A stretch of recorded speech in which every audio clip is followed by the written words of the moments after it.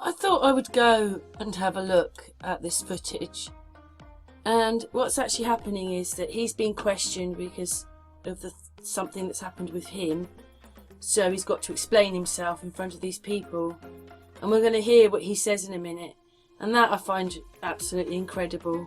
I'm just going to stop this for a minute because I want to talk to this bit of video. But basically what he's saying is the piece of information which will show you that I'm telling the truth is in the document I'm not allowed to talk about. So why have they got him here if he can't talk about the thing that makes him innocent?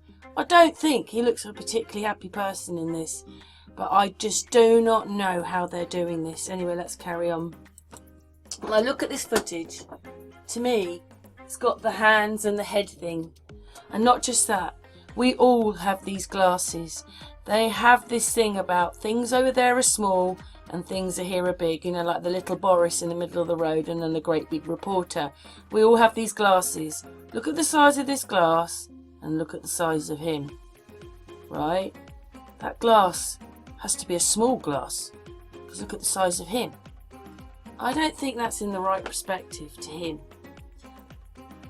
Anyway, they were rabbiting away and so forth, and this guy's head. How this man, I'm going to zoom in to show you now. I usually like to cut all these bits out so that you only see the end bit, but we're doing it as the video goes on. See, I cannot accept this.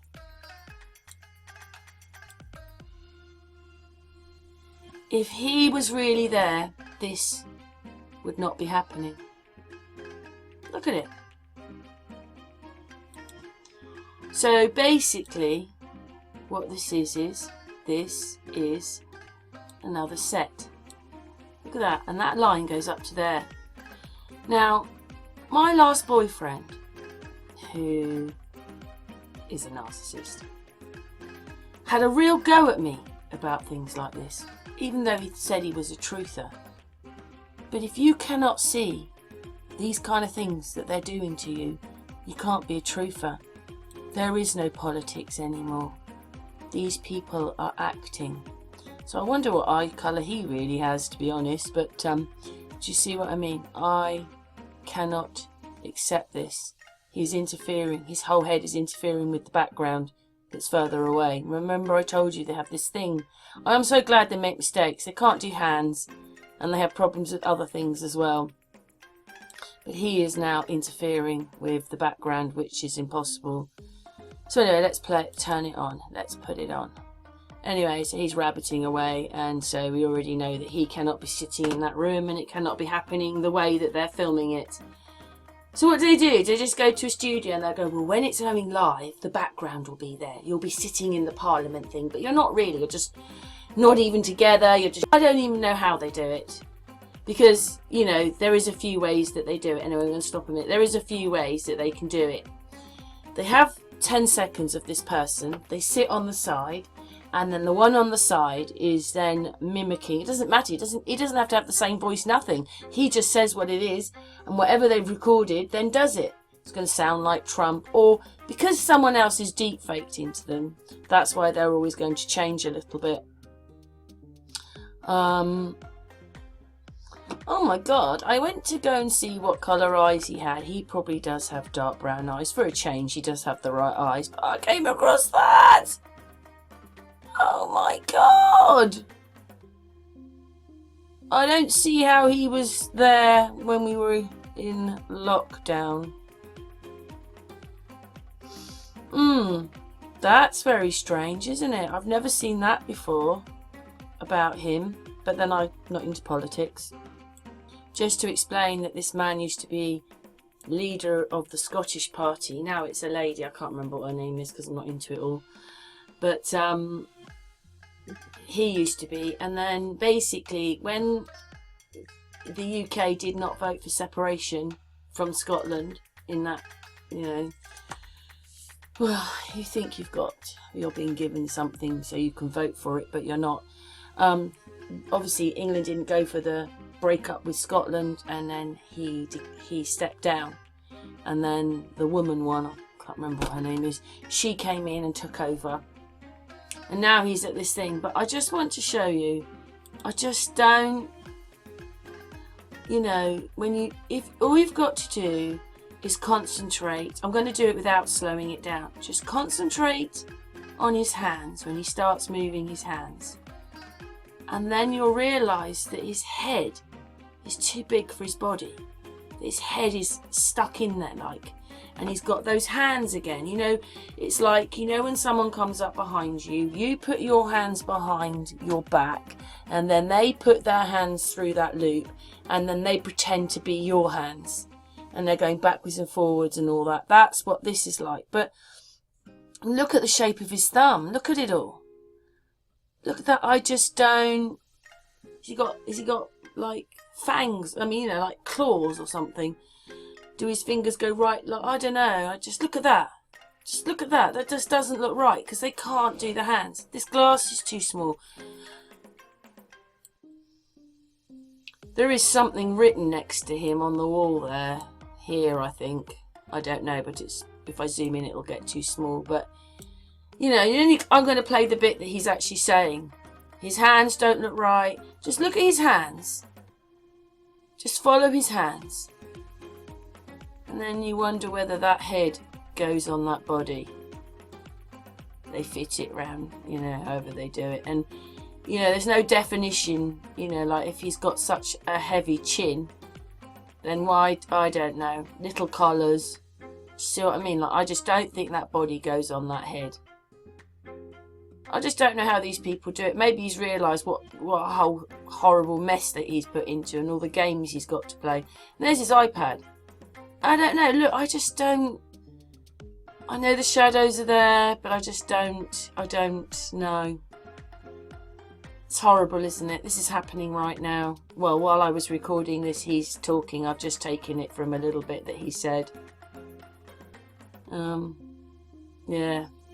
Anyway, let's play what he said. Ridiculous. If you've come to try and clear your name, but you can't talk about the bit that's going to clear your name. It's just incredible. It's stupid. And then he's not there. So what the hell goes on? If you see what I mean. This is what people are buying. This. And as a follow-up to the question that was put to you at the very start by Margaret Mitchell, who was asking you about the role of the Crown Office. And you referred to the fact that the Crown Office had asked the Parliament to redact part of your written evidence to this committee. You have been not just First Minister of Scotland, you've also been twice a member of the House of Commons for substantial periods, and indeed you are a member of the Privy Council. In your experience, would the Crown Prosecution Service in England ever have asked a committee of the House of Commons to redact evidence that it had published in the same fashion? And if it had, what do you think would have been the response of any Speaker of the House of Commons to that request? Well, the straight answer is no, they wouldn't. And the normal response from certainly the House of Commons, but any Parliament, I would argue, would be to reject any such overtures and say the Parliaments are there to serve the people, and the Prosecution Service, whether it be the Crown Office or the Crown Prosecution Service in England, is there under the same obligation. Obviously, the Parliament shouldn't be interfering in the independence of the prosecution services, but neither should the Prosecution Service be presuming to interfere in the legitimate business of the Parliament. Now, to say these things, as Lord Hope did this morning, and I listened to him on the radio, is not to undermine the position of the Crown Office. On the contrary, to say these things is to say, look, that institution should not be doing that, and therefore what is it in the leadership of the Crown Office is deficient that's drawing itself in to what is properly the political arena. You know, to say these things is to protect the institutional framework, to make it more robust, to say that the things have to be properly done, not improperly done. I mean, before I came to the committee, and the convener kindly allowed me to read a statement into the record, that I received a letter of what I was and wasn't allowed to talk about. And according to that letter, I'm not allowed to talk about.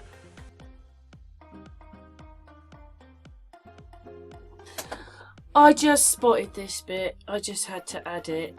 What they've tried to do is they've tried to put this as a shadow in the glass, and it doesn't go in very well. Do you see what I mean? This fits in the glass. Why doesn't Alex Salmond's fit in the glass? It's got like marks up there because it's all doctored and so forth, and that's not really lying there. And yeah, do you see it?